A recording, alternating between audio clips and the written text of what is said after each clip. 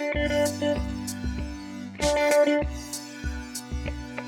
going to show you now Google Trends. This is a tool which allows you to see the relative search volume on Google over time, as well as the relative search volume compared to other terms. I'm going to jump in and you'll be able to see what I mean a lot more easily because it's very visual. So Google Trends, or trends.google.com. So explore what the world is searching. I emphasized the word relative before because this is not going to give me exact numbers. There is another tool, and we'll talk about that later, but it is going to give me relative search terms compared to previous years and compared to other searches. So I'm going to go ahead and stick in yoga for United Kingdom. I'm going to go as far as I can, so 2004, that's when they start to collect data. So you can see there's a steady, gradual increase. So if I was getting into the yoga niche, this would be good. This shows me that it's going up slowly, so that's nice. What I might want to do though is also add in something like Pilates. Okay, and this shows me that yoga is significantly more popular than Pilates. You can also put in, let's say, CrossFit. All right, so CrossFit is a lot less popular, but there's been a rapid growth comparatively here because it really didn't exist, and then it caught up with Pilates very quickly. Just trying to think of another one. Let's try step aerobics. It's not really, so it gives me suggestions. So I can put in Tai Chi, for example. And that's even lower. Okay, so by putting in these kind of terms, we're seeing that yoga is by far the most popular. It's also increasing quite rapidly here.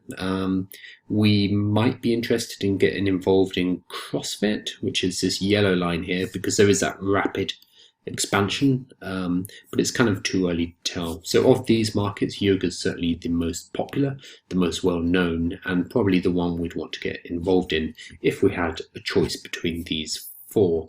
Let me quickly reload. So let's say I'm doing property investment. Again, I'm going to set this to United Kingdom. I'm going to set it to as long as possible. This gives us the biggest date. Now this is fascinating. So this looks like up until 2007. This is obviously when the last big crash happened. Property investment searches were huge, very high. After that, there was definitely a decrease. So this coincides with the crash, into 2008. So we're not really seeing from that point much of an increase. What's this? This is saying 22, so up to 30. So there's a slight increase, but nothing particularly exciting there. Let's see. So let's put in some property terms like buy to let. Okay, that's a much more popular term. Rent to rent. Wow. Okay, and HMO.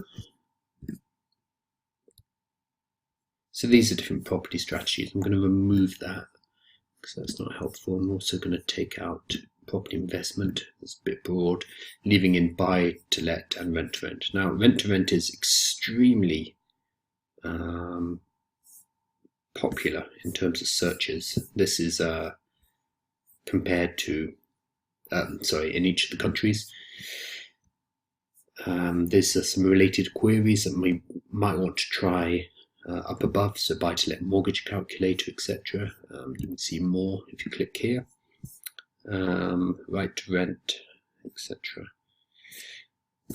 Okay, so our data here is being skewed, I think, because it's including things like flat to rent, so this isn't very helpful. What I will do then is set it to this.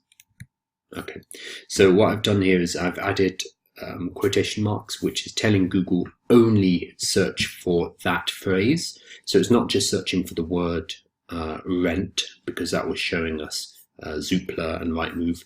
Instead, it's rent to rent, rent to rent. What is rent to rent? So this is a lot smaller. So this makes more sense. So if you do get a strange result like we just saw, you can add in